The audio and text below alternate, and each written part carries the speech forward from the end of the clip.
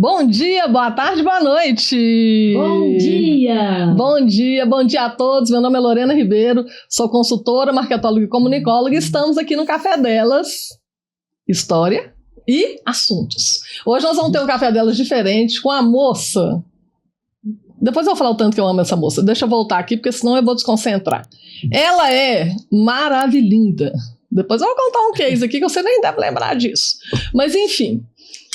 Hoje nós vamos contar a história dela, que é maravilhosa, mas antes disso eu queria fazer algumas divulgações aqui, principalmente da nossa viagem de navio. Tô sabendo, né, Dri? Tô sabendo. Em janeiro do ano que vem. Promete e muito. Vai ser top. Vai ser top. É uma viagem que tem 3 objetivos. Um objetivo, a galera do turismo, que quer pagar mais em conta devido aos bloqueios da CL Viagens e do Café Delas. O segundo são as palestrantes e as pessoas que vão assistir palestras com certificados em águas internacionais. E o terceiro, que foi onde veio essa ideia em 2019, que é o quê? Fomentar negócios nas câmaras de comércio em Punta del Este, Montevidéu e Buenos Aires, com pessoas que querem importar e exportar produtos desses 2 países. Ok? Então, se você tem interesse, me chama no privado, porque ainda temos... nós devemos ter umas 20 a 30 cabines ainda, tá bom? Nós estamos agora em julho, finalzinho de julho, esse programa vai ao ar mais ou menos finalzinho de agosto, ok? Então vamos lá, gente. Seja bem-vinda, Adriana Gontijo. Obrigada, um prazer estar aqui com você, Ló. Tô chamando de Ló porque a gente se conhece e tem essa relação muito fraternal e amiga, né? 10 anos. No mínimo. Tem 10 anos que eu comecei a trabalhar terceirizada no Sebrae e a Adri já estava lá há muito tempo, e eu vou contar um episódio aqui rapidinho, que foi quando a gente estava em Montes Claros, eu e Marcelo, nós estávamos trabalhando com uma empresa da área de condomínios. E nessa época, a gente precisava de alguma coisa sobre gestão de pessoas. Eu lembrei, falei assim, nossa, Adriana Gontijo lá do Sebrae, isso tem muito tempo, Dri, isso deve ter sido mais ou menos 2011, 12, não sei. E aí, peraí, nossa, 10 anos, nós estamos em 2025. 14 anos atrás. Ah, não, então foi mais ou menos 2016, 2017, que eu já te conhecia. E aí nós chamamos a Adri, você lembra disso? Não lembro não. Quem faz não lembra.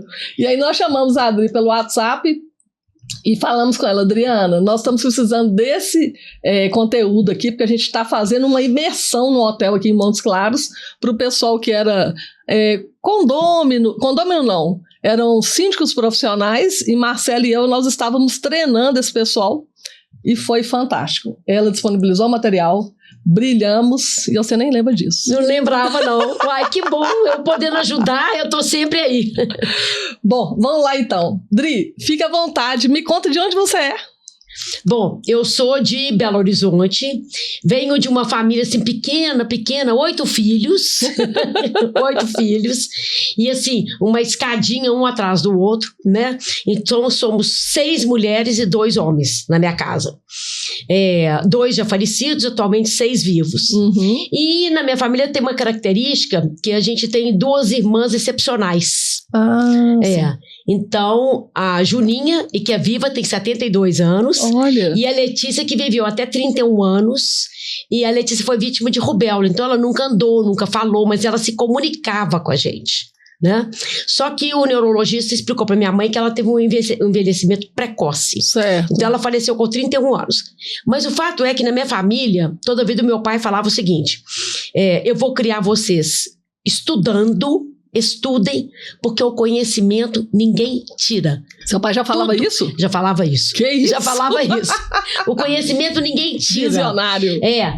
Algo material, posses, tudo pode ser levado.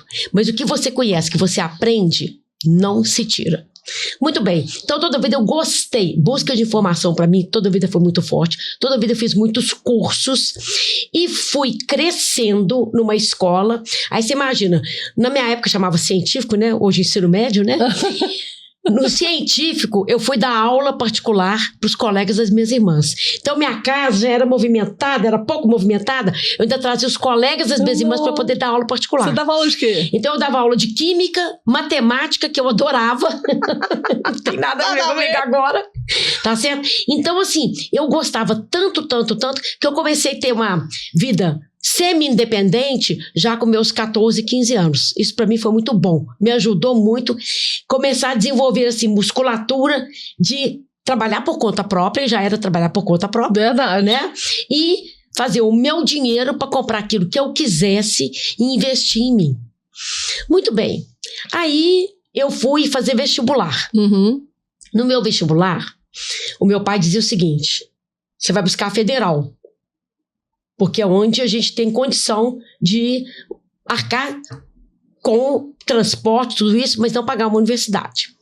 Aí eu parei, pensei e falei assim: então, pai, o meu teste vocacional, na época chamava teste vocacional, deu para artes, arquitetura, desenho, trabalhar nessa linha. Olha. Eu fui fazer arquitetura por um desejo mais do meu pai, atendeu a expectativa dele. Você fez curso superior, não, né? Não, eu fiz curso superior, mas eu fiz o design na época também. E eu fui selecionada, aprovada no vestibular do design, que para mim foi assim, o top. Muito bem. Para eu pagar a faculdade, eu falei, eu vou trabalhar por minha conta para eu poder conseguir pagar. E aí, imagina, na época eu já tinha feito isso em inglês, estudado muitos anos de inglês. Eu fui fazer uma seleção numa escola que nem existe mais ali na Avenida do Contorno, no bairro Santo Antônio. E aí eu fui aprovada e comecei a dar aula de inglês. Então eu ia para a faculdade de manhã, de tarde eu dava aula de inglês, e de noite eu voltava à faculdade para fazer monitoria.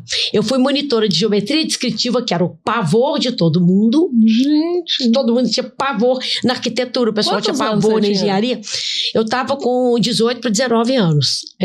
Então, eu de manhã ia para a faculdade, de tarde dava aula de inglês, de noite eu voltava para a faculdade e fazia monitoria. E era faculdade de design? De design, Então, eu me formei em design e depois eu fui para uma especialização, depois eu fui para pós-graduação, que o Sebrae era e ainda é parceiro. Formação de agentes sem cooperativismo. Por que isso? Deixa eu te perguntar, peraí, você está quantos anos no Sebrae? 30 anos. Peraí, gente. 30 anos, 95. 95. Nossa, 95. 95 anos. Eu tô há 30 anos.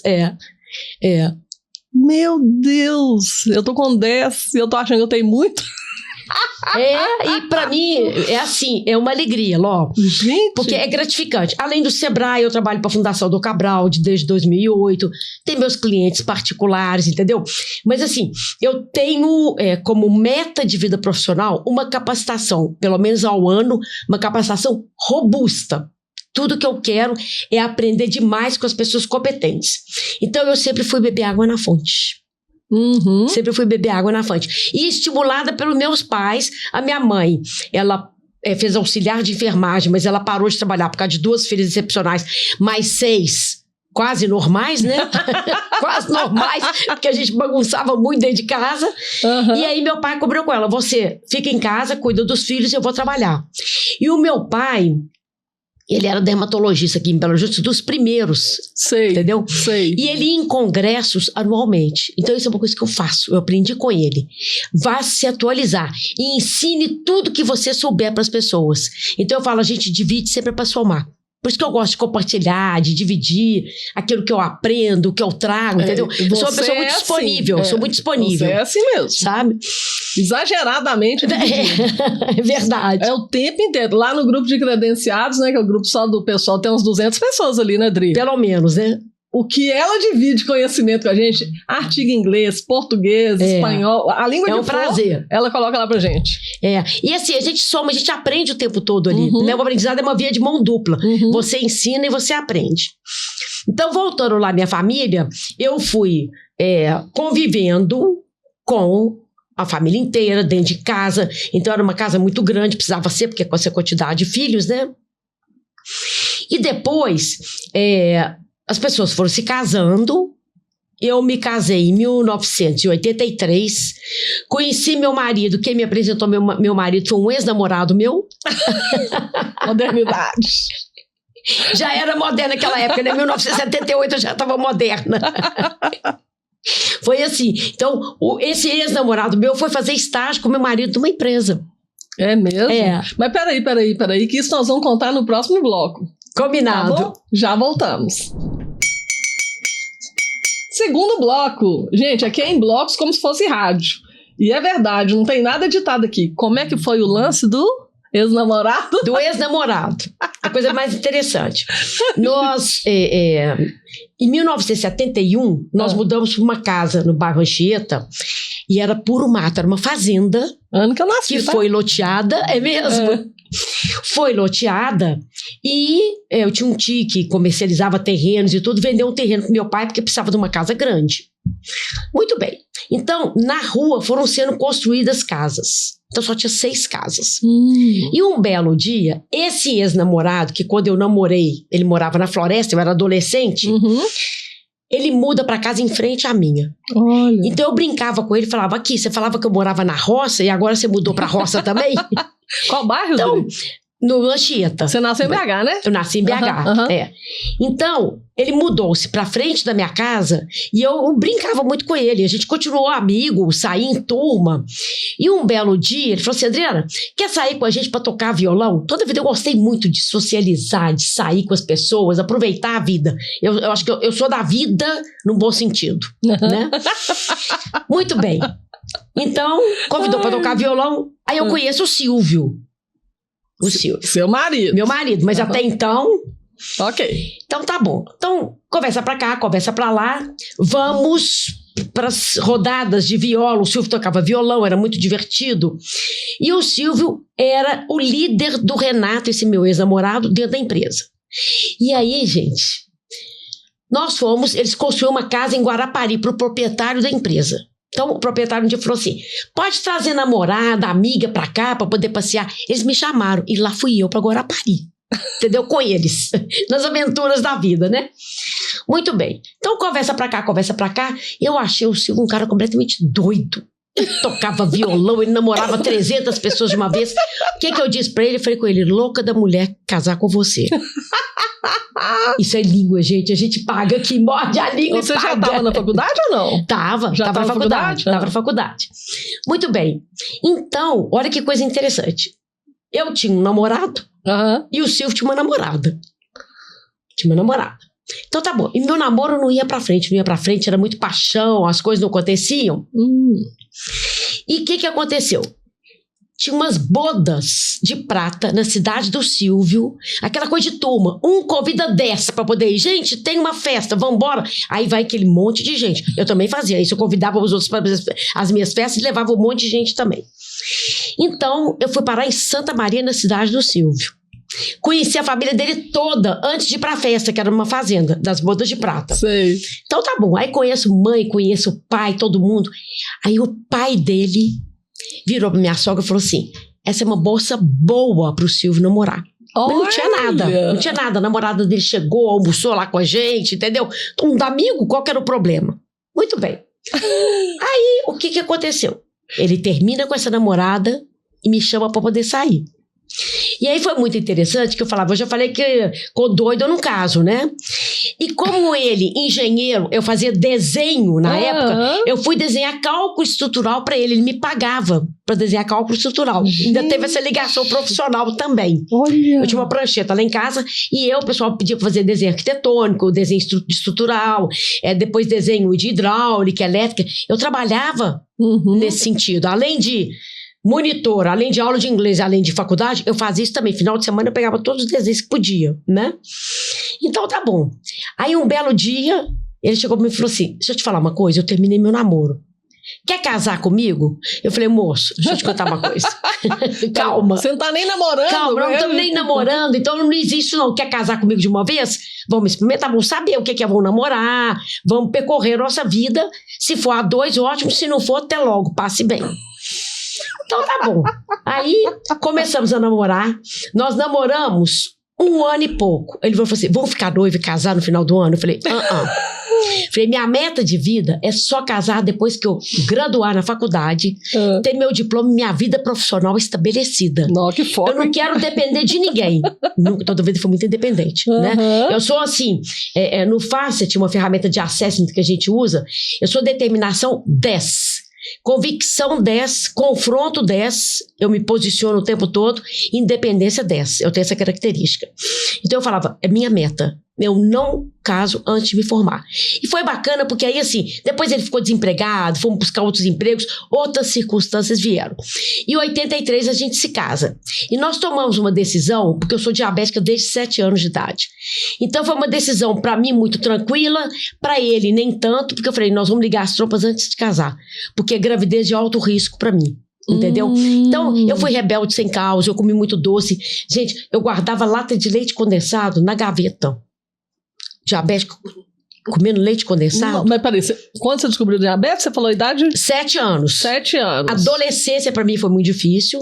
Não fiz regime. E fui aprender a fazer regime com o Silvio. Porque ele tinha um irmão diabético e um avô diabético. Meu Deus. Então, foi ele que me ajudou muito. A gente saía e falava, se não tiver água mineral, nós vamos levar um suco para você tomar. Mas não dá pra tomar Coca-Cola com açúcar. Tava começando a sair Coca-Cola Diet, tudo isso, né?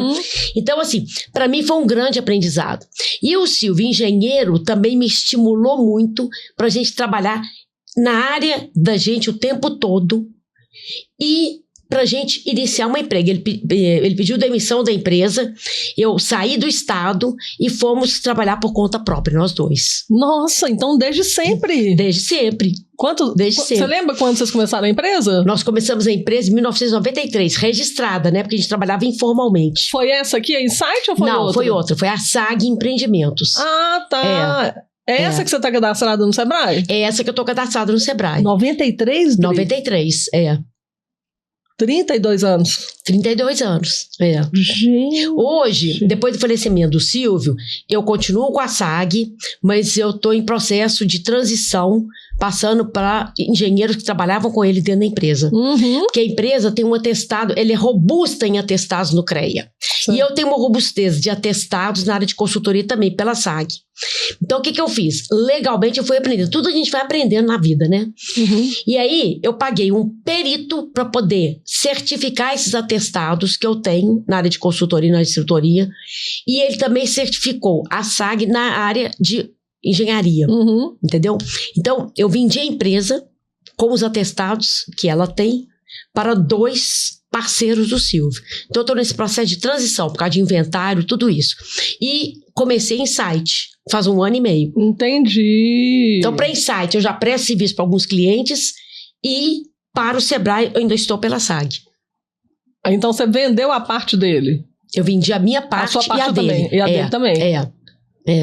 Você achou melhor, Dri? Eu achei melhor porque o que acontece? Isso também foi um outro aprendizado.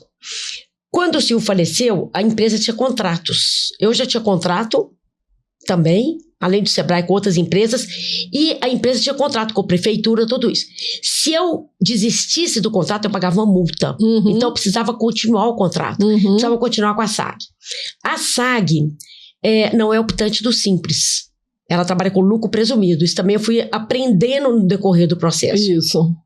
Aí, o que nós fizemos? Eu montei com os 2 parceiros dele, chama ECP, Empresa Cota Participação. Eles continuaram com o meu CNPJ, prestando serviço com os contratos que eu tinha. Perfeito. Entendeu? E aí, eles me passavam um percentual. Ah, entendi. Tá? Mas assim, essa empresa Cota Participação, ela é legalmente possível. Entendi. Durante os contratos que você mantém. Entendi. Entendeu? Então, ela é possível. Tá. Até terminar a transferência, seria isso? Até terminar a transferência. Tá. Mas aí, findamos a empresa Cota Participação, agora é só uma questão de inventário. Certo. Entendeu? Certo. Pagamento de TCD, tudo isso. Com o falecimento do Silvio, eu fiz isso. Eu fiz essa condução. Eu queria te perguntar uma coisa. Eu queria te perguntar os seus estudos, suas certificações, pra gente ir pro 3º bloco, pra gente poder falar daquela temática. Vamos. Pode ser? Pode ser. Tá. Então você é graduado em design. Depois eu fiz a pós-graduação em cooperativismo, agente de cooperativismo. Como chama? Agente de cooperativismo. Ópera, chama ópera. Tá. Aí no caso ele tem a ver então com a atuação no empreendedorismo? O que acontece? O Opera é formação de agentes em cooperativismo. Pode ser para consultores na área de cooperativismo, pode ser para participantes, líderes executivos de cooperativas também. Tá. O sistema cooperativista. É uma pós-graduação. Tá. Cooperativismo que eu conheço mesmo, né? De negócios. De negócios. Você tem na cidade, a cooperativa X, Y. Isso. Tem cooperativa de produção, tem cooperativa de crédito, né? Isso. Então, é uma formação, uma graduação, uma pós-graduação. E para quê? Para você trabalhar também como consultor nesse processo. E por quê?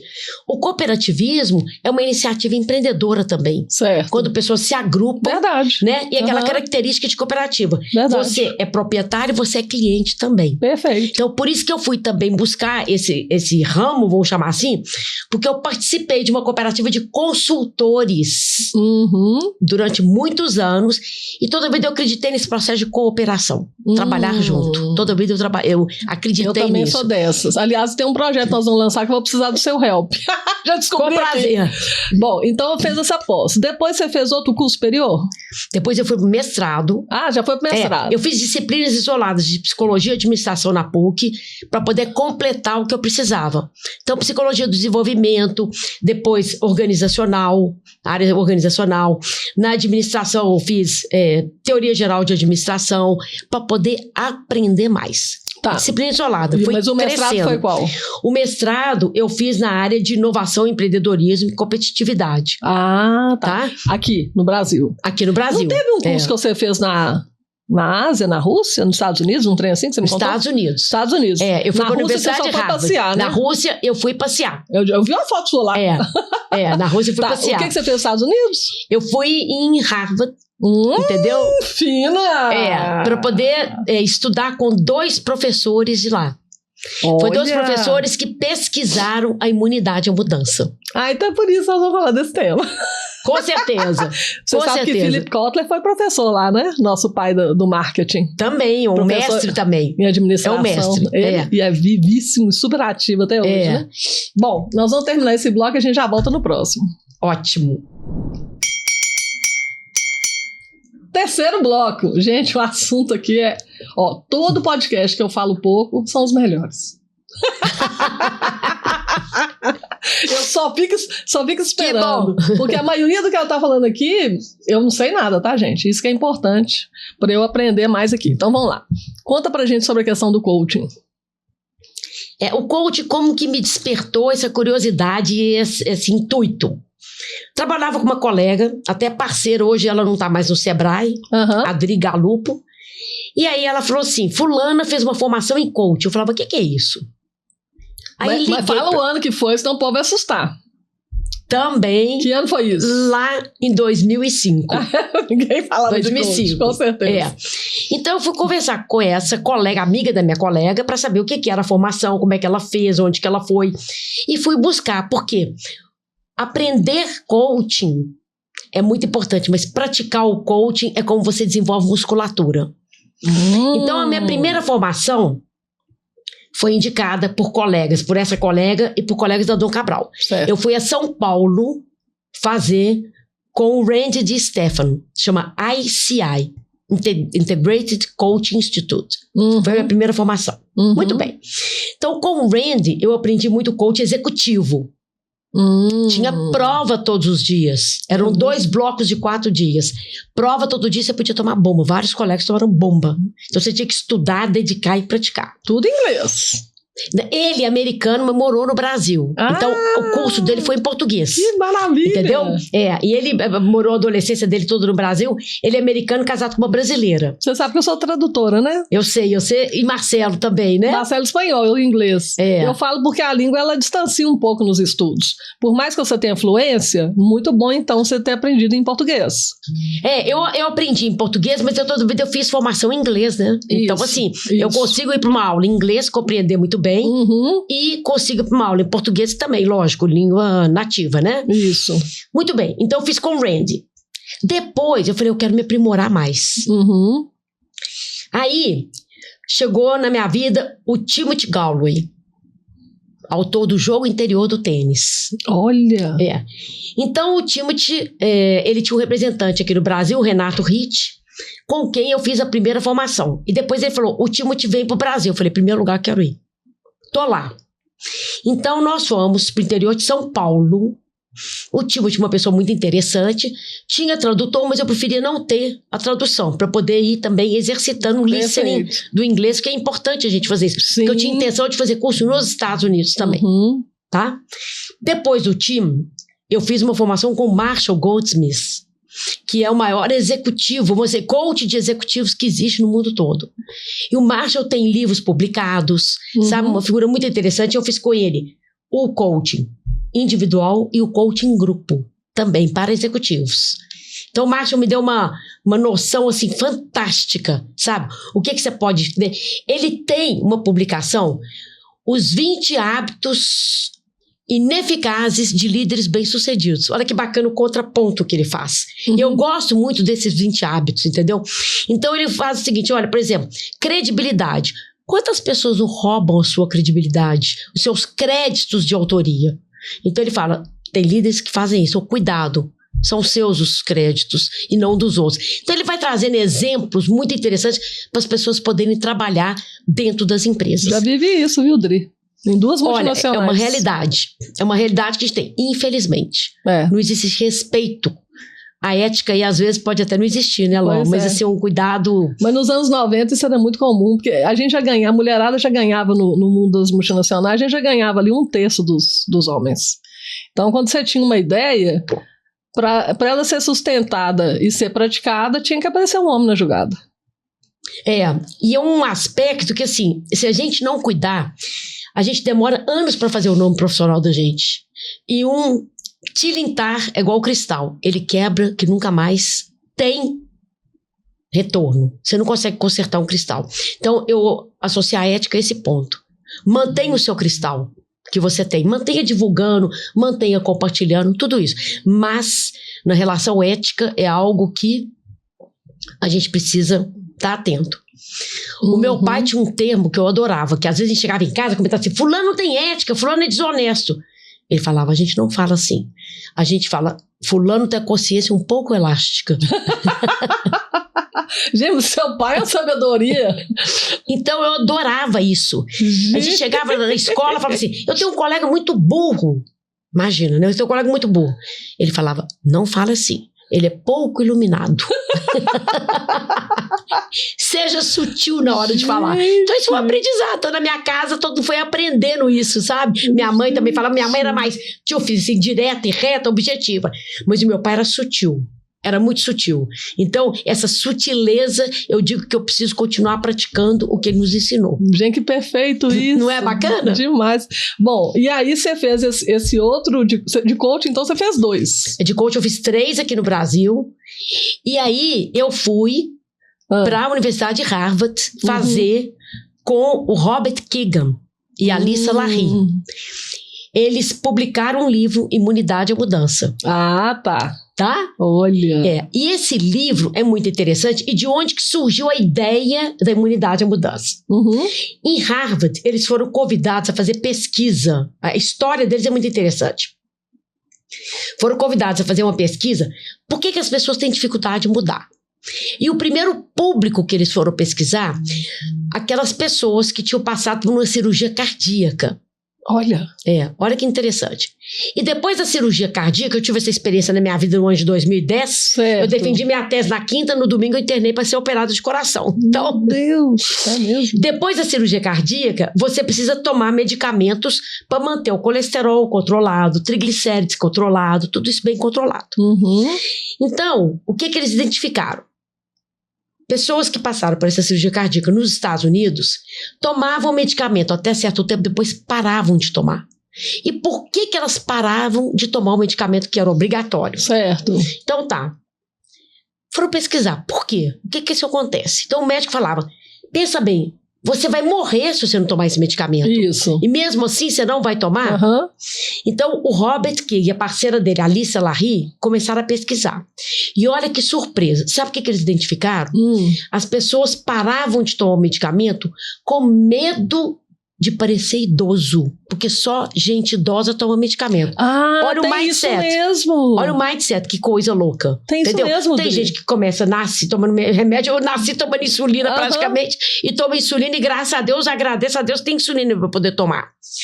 Então eles paravam de tomar o medicamento por causa disso. Olha. E a partir dessa pesquisa, eles começaram a construir um mapa de imunidade à mudança.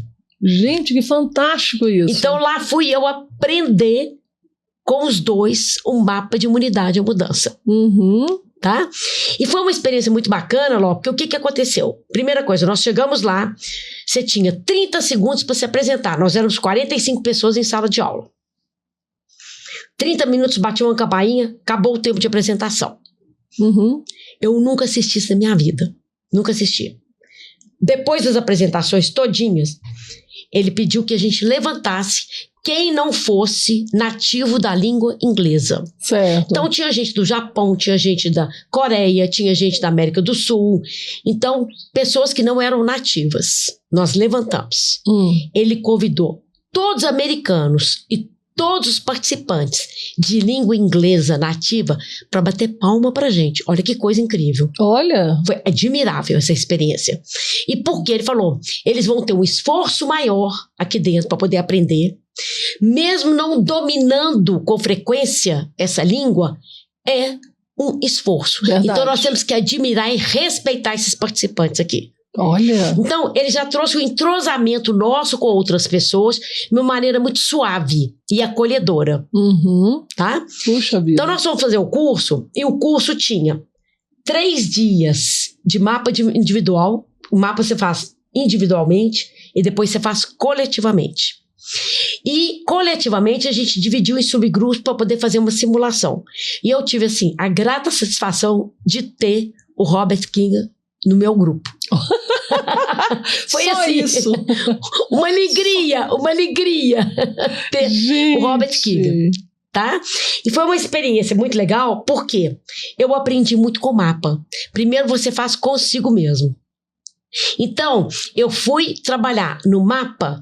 Por que eu não parava? Que aí tem a questão dos sabotadores. Como que chama? Também. Mapa de imunidade à mudança. O livro chama Imunidade à Mudança. Tá, é um mapa mesmo? Você organiza as informações? É uma tabela de 6 colunas. Olha! Entendeu? Uma tabela de 6 colunas. E aí, a gente sugere às pessoas pedirem feedback. Se eu tiver um único comportamento a ser mudado, qual que você me sugere? Então, você vai mudando, registrando na coluna 0, que a gente chama. A partir da coluna 0, você tem que elencar e escolher, priorizar algo a ser mudado. Certo. Como é que a gente prioriza? De 1 a 5. Que importância que tem essa mudança para você? Tem que ter pelo menos 4. De 4 a 5. Você pontuar. Essa mudança cabe a você? Tem que caber a você. Você tem que ser o principal responsável por essa mudança. Senão a gente terceiriza, a minha equipe tem que mudar. Ninguém muda ninguém. Exatamente. Ninguém muda ninguém. Ué. Né? Então, assim, tem que caber somente a você. E depois, algo essencial. Está escrito no positivo? Então a pessoa fala assim, eu não quero mais ser agressivo. Então vamos inverter isso. Não querer ser agressivo, o que é? Tornar-me uma pessoa assertiva, então você tem que colocar o positivo. Certo. Tá? Então a gente elenca, escolhe o objetivo de desenvolvimento. Certo. Depois, Ló, tem uma etapa que a gente faz passo a passo. A segunda coluna é o seguinte: o que você está fazendo ou não fazendo que te impede de mudar, vai contra esse objetivo. O meu era hiperrealização. O meu sabotador é hiperrealizador. Também eu fiz o teste dos sabotadores para poder saber. Perfeito. Tá? O meu sabotador é hiperrealizador. Eu quero realizar tudo a toda hora, dar conta de tudo. Então, assim, tem um parentesco nesse sabotador. Tem, né? Tem um parentesco. Então, o sabotador é o seguinte: você não tem que, seria bom se. Peraí. Porque o sabotador de hiperrealização, você tem que fazer tudo, você tem que dar conta de tudo. Então a gente precisa aprender a inverter. Seria bom sim. Então tá bom. A segunda coluna, o que você está fazendo que vai contra? Então o meu objetivo foi eu viver mais em paz. Peraí que nós vamos para o outro bloco. Vamos para o outro. Porque esse assunto tá fantástico. Já voltamos. Último bloco. Gente, fala a verdade. Eu nunca vi um podcast passar tão rápido. Eu até derramei o café aqui. E nós não vamos cortar isso não, tá? Porque isso aqui acontece, né? Porque a gente é normal. Que bom. Rodrigo, conta pra mim, então, a questão aí da tabela, da segunda parte. A segunda tabela é o seguinte: o que você está fazendo ou deixando de fazer para impedir que esse objetivo aconteça? Uhum.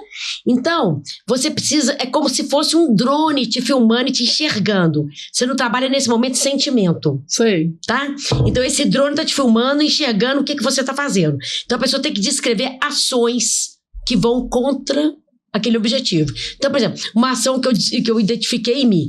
Eu saía e eu fazia tudo ao mesmo tempo de uma vez só. Então, eu saía às vezes de casa às 7 horas da manhã e só voltava 8 horas da noite. Certo. Eu precisava parar um pouco. Uhum. Entendeu? Eu precisava parar para poder comer. Aí, às vezes, eu comia sanduíche na rua, saía, voltava.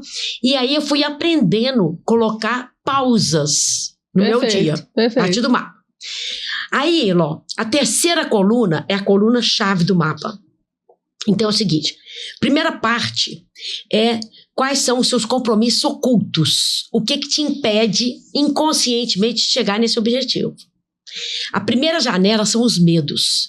E aí, o Robert King e a Alissa falam o seguinte: não é medo de capa de livro. Sabe quando você abre um livro, abre a orelha assim, olha assim, deixa eu ver o resumo do livro? Certo. Não é medo de capa de livro. Eu tenho medo de ficar frustrada. Você fala com qualquer pessoa, eu falo com você, falo com um amigo. Não, tem que ser um medo visceral. Visceral. Então, eu tenho medo de quê? A gente consegue descobrir isso, André? Será que a gente tem essa autoconsciência? Você não tem medo de parecer incompetente, Ló? Eu? Parecer incompetente, as pessoas te enxergarem como incompetente? Tenho. Todos nós temos. Tenho sim. Todos nós temos. Eu tenho medo de me sentir fragilizada. Todos nós temos. Então, são esses medos que ele nos convida a identificar. Uhum. Entendeu? Então, se eu não sair o dia todo, eu vou ficar fragilizada perante os outros? Entendi. Você vai descobrir e vai fazer eles construir isso no mapa. Tá? Essa é a terceira coluna, que é a coluna-chave. A partir desse medo, o medo gera um compromisso oculto, que você não percebe. Então, qual que é o meu compromisso oculto na minha situação? Eu não parecer fragilizada para ninguém. E isso me impedia de trabalhar essa questão da hiperatividade. Entendeu? Nossa, você acredita que no seu seria esse o mais... É fundamental. Fundamental.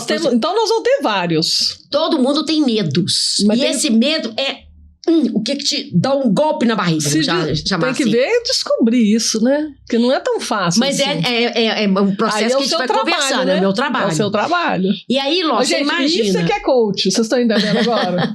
Desculpa aos coaches de fim de semana. Isso é coach, porque é um treinamento. Né, Dri? Pra você chegar ao quê? Uma evolução profissional. E pessoal também, né? E aí, Ló, olha que interessante. Eles fazem uma metáfora. Uhum. Eu quero atingir o objetivo, eu tô acelerando o carro. Só que o meu medo e meu compromisso oculto é o freio. Então, um carro que você acelera e freia, ele não anda. Perfeito. Ele não anda. Então, você fica empacada. Verdade. Por isso que você fica imune à mudança. Nossa, gente. Vamos bater palma pra ela ali, ó. Não, volta essa frase aí, porque eu vou te contar uma coisa. Eu nunca soube disso. E eu sou sua amiga, hein? Fala de novo. Então, ó, enquanto você está acelerando para alcançar um objetivo, vem um medo que te gera um compromisso oculto e que freia. Você pisa no freio. Então, frear e acelerar, o carro estaca. Para. Você não muda. Você não muda. Uhum. Agora, vamos para a quarta coluna. Certo. Somando esse medo e esse compromisso oculto, de onde que veio isso na sua vida? Perfeito. De onde que veio? Então, você vai contar histórias, entendeu? Na quarta coluna, do que aconteceu. Então, quando criança aconteceu isso assim, quando adulto eu tive essas situações que foram me impedindo de realizar. Então, vou te dar um exemplo. Na minha infância, minha mãe e meu pai... Eu preciso disso, gente. Assim, eu mudo muito rápido, mas eu tenho que entender esses conceitos aí e praticar, né, Adri? Com certeza. E equilibrar a nossa vida, né? Para evitar sofrimentos, né? E assim, Ló, você vai buscando na infância e depois na fase jovem, tudo isso. A minha mãe, por a gente ser muitos filhos, a gente estava de férias, eu ficava doida para voltar para a escola. Mas sabe aquela coisa, você chega para a mãe assim, não tem nada o que fazer? Certo. Todos nós fizemos isso na infância. Minha mãe falava assim, vira a cadeira e limpa o pé da cadeira. Então eu fiquei com muitas atividades na minha cabeça, eu tenho que parecer útil, eu vou limpar pé de cadeira. Entendeu? Então, assim, isso, e eu não culpo pai e mãe. Pai e mãe não fizeram nem o melhor, nem o pior pra gente. Eles fizeram o que eles puderam. Perfeito. Entendeu? Eu concordo. Então, assim, eu agradeço os meus pais terem feito isso na minha vida e na vida dos irmãos todos. Então, essa hiperatividade, eu fui construindo isso no mapa da 4ª coluna. O que me fez gerar essa situação?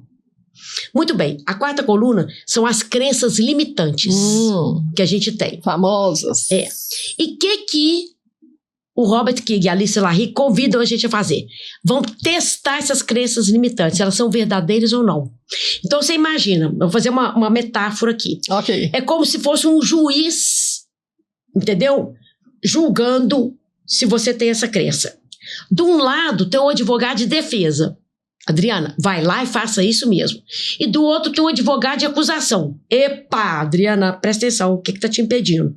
Então você fica naquela dúvida. É o capetinho diabinho, né? E capetinho diabinho. Mais ou menos. Então você vai testar essa crença e você vai começar a experimentar, fazer o contrário daquilo que você está fazendo na 2ª coluna. Então, eu fiquei mais, vamos dizer assim, menos excessiva em termos de trabalho. Eu fui somando pontos, o que valia a pena, o que não valia. Perfeito. Então, um ponto que eu aprendi também na vida é o seguinte, nem tudo vale a pena você investir tempo, recurso e energia. Verdade. Porque o resultado não te traz gratitude, você performa, mas você não fica satisfeito, você não fica feliz. Verdade. E não aprende. Verdade. Te limita. Né? Então assim, você vai testando a crença na última coluna e você vai trazendo mudanças. Então esse mapa foi fantástico para mim e eu utilizo. E um ponto muito importante é que ele serve para fazer coletivamente a equipe. Qual que é o compromisso oculto que uma equipe tem? Por que uma equipe não evolui? Perfeito. Então, para poder fazer em equipe, você precisa fazer primeiro individualmente com cada pessoa e depois com a equipe. Os ganhos do mapa são algo extraordinário. Eu faço ideia. Maravilhoso. É uma ferramenta fantástica, fantástica, entendeu? Então, assim, e eu fui associando. Então, eu vou trabalhando com as pessoas. Às vezes eu trago outros aprendizados de informações de coaching que eu tive.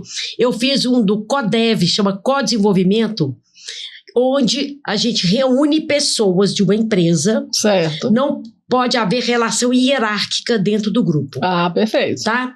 E aí, por exemplo, nós estamos aqui num grupo. Então, hoje, a Lorena é cliente. A Lorena vai colocar o que ela tem de dificuldades, tá? E nós, colegas, vamos atuar como consultores, que a gente chama. Perfeito. Eu, Adriana, atuo como uma facilitadora do CODEV, do Co-Desenvolvimento. Uma aprendizagem colaborativa. Muito bem. Aí a Lorena explica. Depois, segunda etapa, nós vamos fazendo perguntas para a Lorena, tá? A gente tem que segurar, porque dá vontade de começar a sugerir tudo para a Lorena, não podemos. É pergunta de investigação que a gente faz. Depois a Lorena não fala nada e só anota. E aí no final a gente pergunta, Lorena, o que você quer receber dos consultores que estão aqui presentes? Perguntas instigadoras, você quer receber sugestões, você quer receber experiências bem-sucedidas e mal-sucedidas, o que você quer receber? Você vai escolher. A partir daí os consultores vão te oferecer. Seja lá o que você escolher. Tem gente que escolhe tudo, tem outras pessoas que querem. Eu quero pergunta instigadora. Então uma pergunta instigadora é assim, daqui a 2 anos, de que você não quer ter se arrependido de ter feito agora? Olha. Então isso mexe com a gente, né? Você começa a projetar lá na frente para poder fazer, que mudança eu preciso fazer aqui agora? Tá?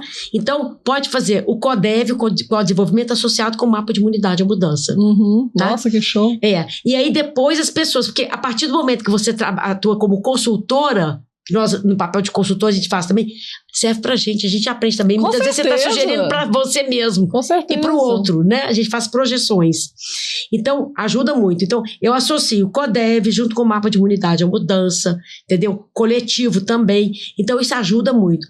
Então, pra mim, ter várias formações, eu vou poder associar o que eu posso desenvolver, o que eu posso executar com as pessoas que estão no mercado. Uhum. E aí também eu gosto muito de usar os assessments, que a gente chama. Certo. Então, a gente tem no mercado DISC, né? Eu tenho menor preferência pelo DISC, pelo perfil do DISC. É mais recrutamento e seleção, não é a minha área preferida. Tá? Conheço. A gente tem o Facet 5, Uhum. que é uma ferramenta fantástica de personalidade, tá bom? A gente tem o MBTI, tem o Step 1 e o Step 2. Uhum. Tem o Styler Matters, que é para lidar com conflitos em situação de calma e de estresse. Todos esses são assessments que eu fui fazendo certificações. Ah, que ótimo. Tem o Profiler. O último que eu fiz foi o LCP, o Leadership Circle Profile. Uhum. É uma ferramenta para C-level, executivos entendi. e até gerentes. Certo. Ela engloba 28 temas de liderança. Fantástico. Conceitos de liderança. Então, ela tem uma filosofia. No disco superior tem as competências criativas do líder e embaixo tem a tendência reativa. Então, quanto mais tendência reativa você estiver praticando, mais você vai abafar e limitar suas competências criativas. Uhum. Então, é um acesso muito interessante que a gente pode usar em coaching, mentoria também. Ele é rico para poder se trabalhar com pessoas no mercado. Perfeito. O nosso podcast está acabando, mas eu queria fazer umas perguntinhas para você. Eu estou encantada com esse conteúdo, que eu não sabia nada dele. Vamos lá. Me conta algo mais polêmico que aconteceu com você aplicando essa ferramenta. Eu posso falar que é ferramenta ou metodologia? Pode falar. Tá. O que aconteceu é que... Logicamente, sem falar nome de cliente, você já sabe disso. A ética a gente preserva. A gente já sabe disso, né? A gente vai contar o milagre, mas não vai contar o santo, isso, né? Assim? Isso mesmo. Para mim, mais polêmico foi uma empresa contratar e pedir para aplicar o mapa nos profissionais. Certo. Então, você faz um seminário de sensibilização, mostra a importância, pede para que eles busquem feedbacks anônimos muitas vezes, né? E mandem para o meu e-mail. Certo. O que a pessoa pode evoluir, o que ela pode desenvolver. Muito bem. Então, eu tive uma pessoa que trouxe os feedbacks, mas eram muitos feedbacks assim: continue dessa maneira, continue conversando com todo mundo, você é uma pessoa acolhedora.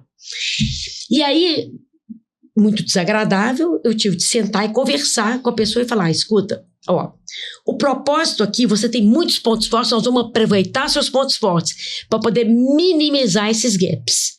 Então, no processo de coach, você trabalha foco no futuro, foco nos pontos fortes para poder reduzir e trazer pontos de melhoria, vamos chamar assim. Ok. Eu não gosto de falar pontos, defeitos, porque defeito é de mandar na oficina e conserta, né?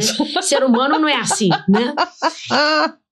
Então, eu conversei com a pessoa e falei: olha, eu estou trazendo aqui, mas ele falava assim comigo: Adriano, eu não estou lembrando e não estou achando alguém para poder eu perguntar. Aí, que estratégia que eu usei? Eu falei: eu posso conversar com sua esposa? Eu posso conversar com sua esposa? Se for uma pessoa, uma mulher, posso conversar com seu marido? E por quê? Na convivência do dia a dia, existem vários padrões de comportamento que a gente tem que se repetem no trabalho. Então, a estratégia que eu identifiquei para trabalhar com ele, resolver essa questão, foi essa. Mas foi desafiante. Porque até ele marcar com a esposa dele para conversar, eu falava: olha, eu vou conversar com a sua esposa sem ninguém ouvindo, sem você ouvindo. Perfeito. Eu prefiro esse sigilo para você até se sentir confortável e ela também falar. É verdade. Então, esse foi um desafio muito interessante e que valeu muito como aprendizado, porque depois ele deslanchou. E concluiu a tarefa como... Concluiu a tarefa com maestria. Show. Outra pergunta que eu queria te fazer. Dentro dessa temática, me conta assim rapidamente o que foi mais engraçado que você viveu nos últimos anos. O mais engraçado? Pode ser outra temática do seu trabalho, não tem problema não. Eu tenho uma temática muito interessante. Eu estava trabalhando questão de comunicação. Certo. Com uns artesãos nesse Brasil de Deus, né? Então eu comecei a falar: gente, olha, o que a gente precisa na comunicação? Na época não tinha nada online. Presencial, a gente precisa falar olho no olho. Isso. Olho no olho. Muito bem. Se você tiver dificuldade de falar olho no olho, olhe na testa. Só que eu não completei. Aí eu comecei a olhar na testa das pessoas e falei assim, parece que eu tô olhando pra você? Rodei a sala toda, parece. Então, gente, aí de repente eu vi, Lorena, o pessoal olhando assim pra cima. Olhando assim pra cima. Falou, Adriana, eu não consigo olhar na testa. Pra própria testa. Aí eu falei, gente, eu tô trabalhando em comunicação, vocês me desculpem olhar na testa do outro. Interlocutor. Essa aí foi ótima. E outra coisa que eu... Divertido demais. Outra coisa que eu queria que você me falasse é um comentário de alguém que fez contigo, que você aplicou esse processo, né, do imunidade à mudança, um comentário que eles fizeram para você em relação ao seu trabalho e que te surpreendeu. Que me surpreendeu? Uhum. Olha aí, vamos ver se você lembra. Olha, aqui é tudo na hora, viu, gente? Não tem script. Eu fiz com uma mulher, o mapa de imunidade à mudança, me contratou, me chamou para seguir o processo de coaching. E aí, construímos um mapa, e na hora dela testar a crença, ela chegou pro marido dela, mostrou, porque a gente sugere, tem um diário de mudança que a gente faz, que a gente constrói, tudo isso são elementos agregados ao mapa de imunidade à mudança. Ela mostrou pro marido e perguntou o seguinte, foi muito interessante, falou, aqui, meu bem, eu preciso fazer uma mudança de vida. Eu vou reservar aqui a questão do sigilo, porque eu não vou comentar a mudança. Então o marido parou, olhou e virou e falou assim, escuta, é pra você continuar casado comigo mesmo? Quando ela chegou para a sessão de coach e trouxe, eu falei, qual que é a sua escolha? O que você quer? Quem sou eu? Não digo nada para a pessoa fazer ou não fazer. Okay. A gente não faz esse processo de coach, né? Qual que é a sua escolha?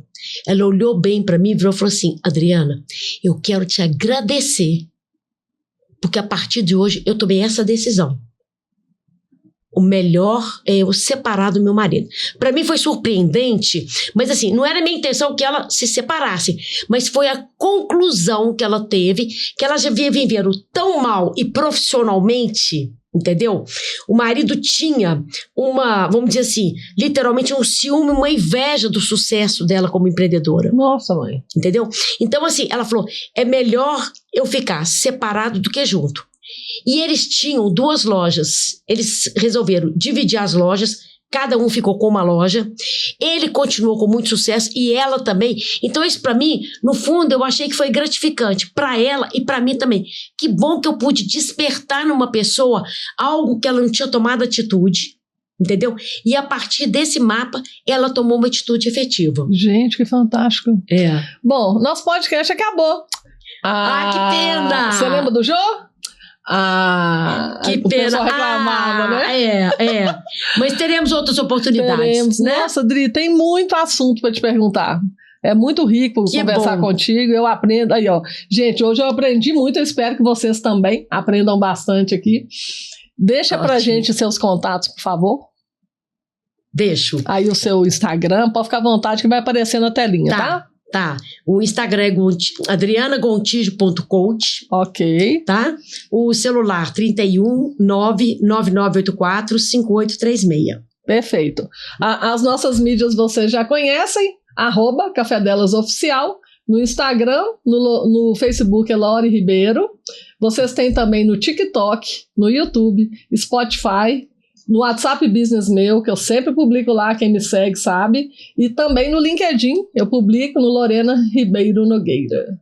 Dri. Obrigada, Lô. Eu agradeço muito, agradeço a nossa audiência, viu, por estar nos assistindo. E vamos em frente. E vamos procurar a Dri aqui, porque eu já tô na fila do mapa. Como é que é? Vamos junto. De imunidade à mudança. Olha só, gente, que coisa maravilhosa. Né? Isso. E super gera um resultado dentro do trabalho maravilhoso. Efetivo. Tá? Então, gente, aguardo vocês no próximo Café Delas. Vamos!